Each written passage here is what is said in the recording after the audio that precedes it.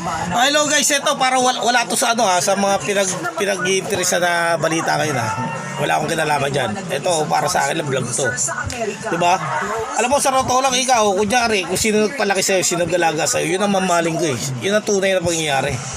Hindi ko na kailangan yung sabihin tunay kong magulang, hindi yan.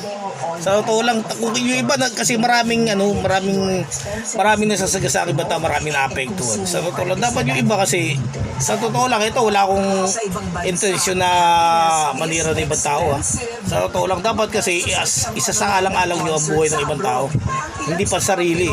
So, di ba? Dapat dati pa nyo sinabi yun, di ba? Kasi maraming maapektuhan, yan ang tunay na pangyayari. Kaya ang buhay ng tao hindi na umabot sa 100 di ba? Dapat pinangangalagaan nyo na lang yun di ba? Yan ang tunay na pangyayari. O di ba? Hindi naman importante basta naalagaan mo, di ba? Ang isang tao, di ba? Pinalaki ka. Yan ang tunay.